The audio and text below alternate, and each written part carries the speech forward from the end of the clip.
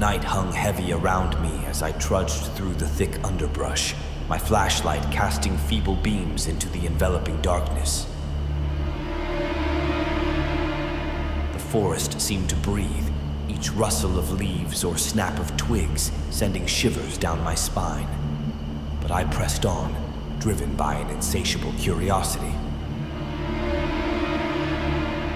And then I saw it. A gaping maw of blackness yawning before me, a cave hidden within the gnarled roots of ancient trees. My heart pounded in my chest as I approached, my steps slowing with each echoing footfall. What secrets lay within this sinister abyss? With trembling hands, I raised my flashlight and stepped into the cavernous mouth of the cave. The air grew thick and musty, suffocating in its darkness. Shadows danced along the walls, mocking my intrusion into their domain. As I ventured deeper, the walls seemed to close in around me, the passage growing narrower with each step. Panic clawed at my chest, threatening to consume me whole. But still, I pressed on, driven by a force beyond reason. And then, I heard it.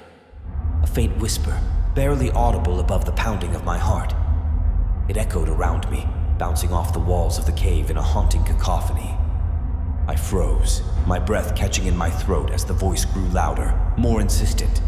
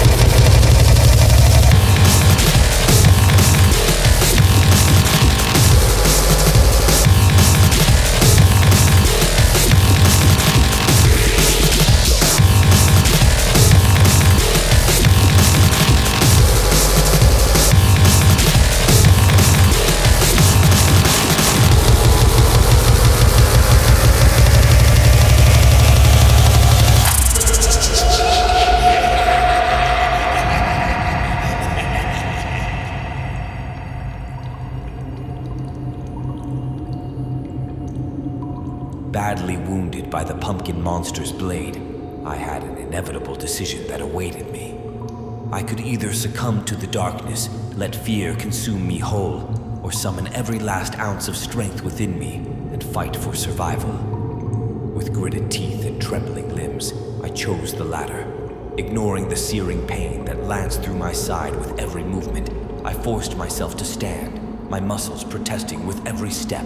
I clutched at the wound, willing the blood to stop flowing, but the darkness seemed to pulse around me, feeding on my terror. With cautious steps, I continued deeper into the cave, my senses on high alert for any sign of danger. Every shadow seemed to conceal a lurking horror, every sound a harbinger of doom. But I refused to give in to despair. I had come too far to turn back now. And then, just as I dared to hope that I might escape this nightmare unscathed, I heard it. Another voice, faint but unmistakable, echoing through the darkness like a siren's call. Dread settled in the pit of my stomach as I realized that I was not alone in this cursed labyrinth. With bated breath, I crept forward, my eyes scanning the shadows for any sign of movement. And then, I saw it.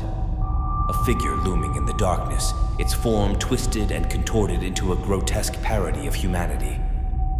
Heart pounding in my chest, I raised my flashlight and confronted the creature, ready to face whatever horrors awaited me in this forsaken place.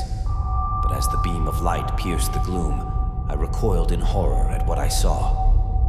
It was not a monster that stood before me, but something far worse. A grotesque mockery of a man, his features twisted into a mask of madness.